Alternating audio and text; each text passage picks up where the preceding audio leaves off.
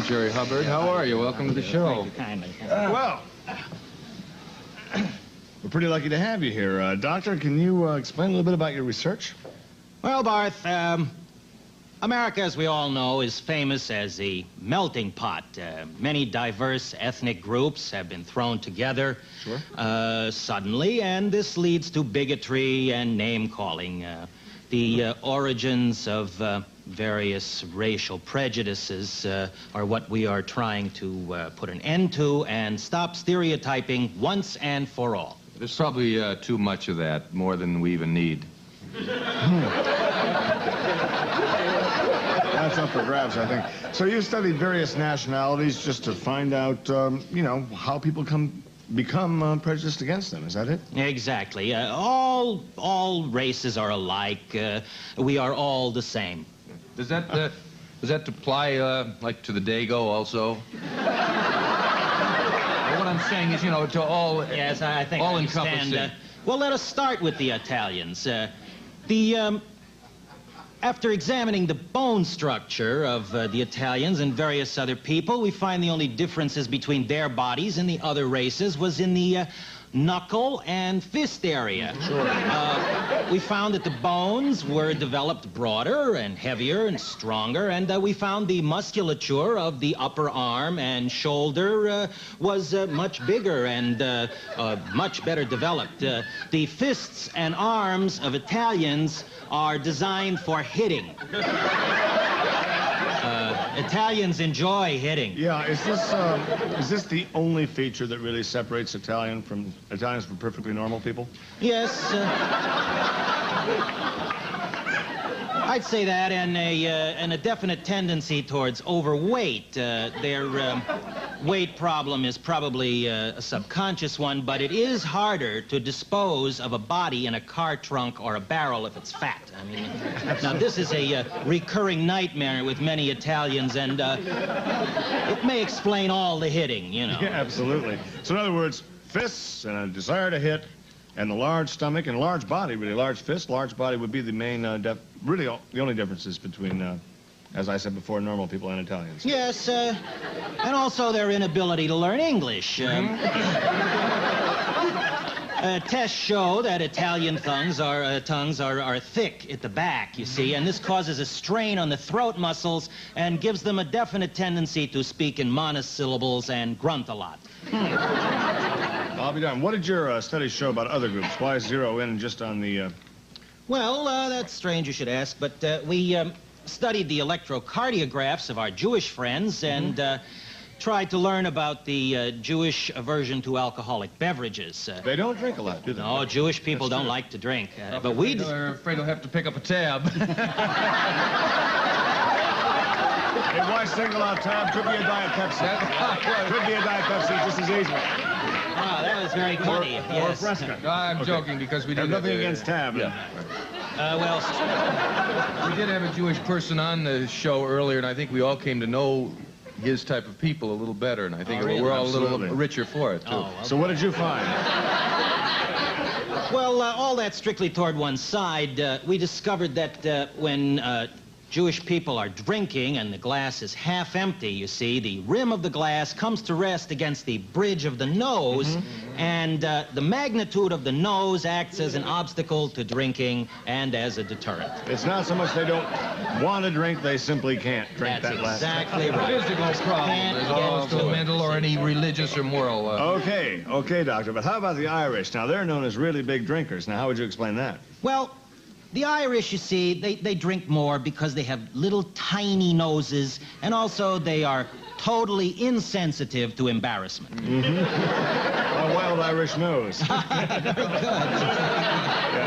Another question, why do they wear green so much, or does it just seem that way? No, that's a very good question. You see, the Irish are basically a bunch of bog-trotting potato farmers, and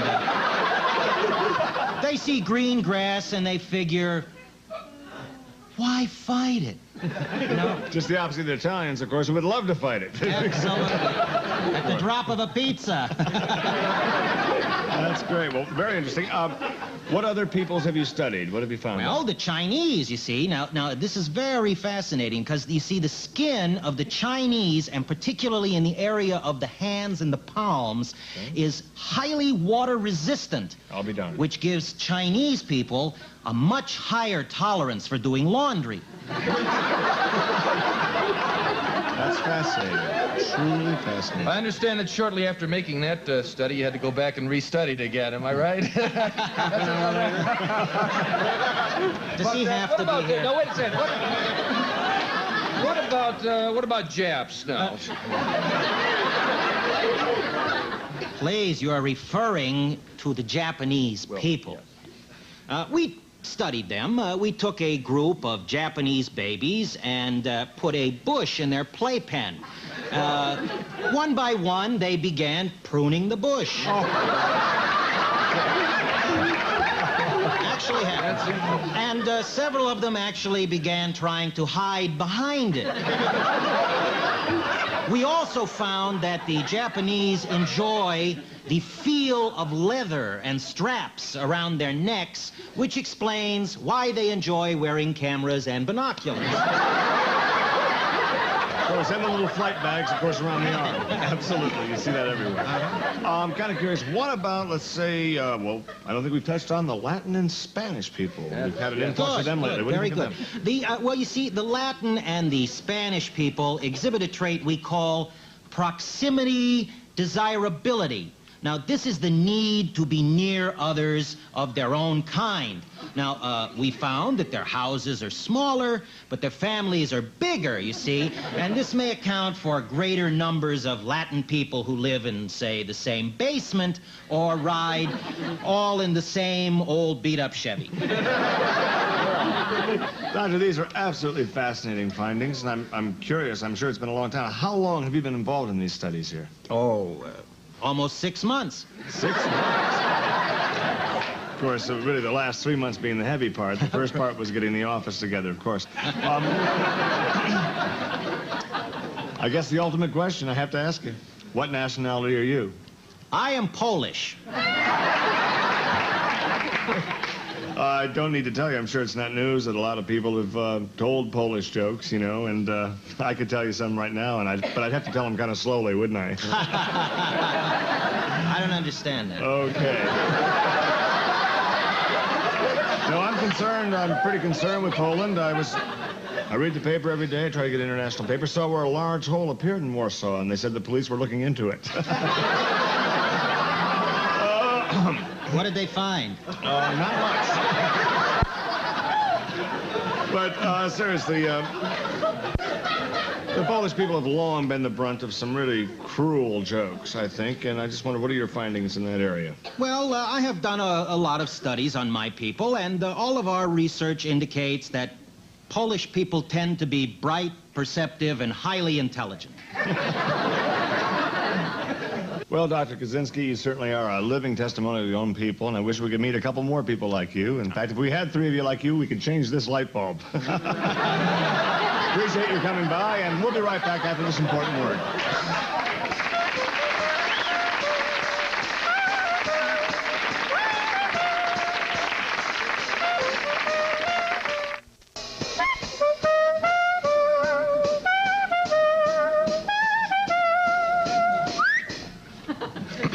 What a sound. What a sound for one guy. Sounds yes, like sir. 2 or 3. Yeah. It's amazing. When 2 aren't playing.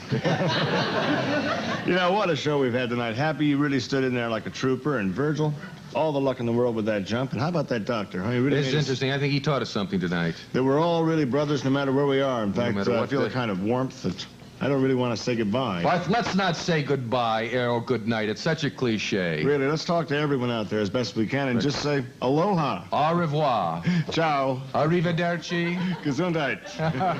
Shalom. Adios. And, good night. Good night. Good night.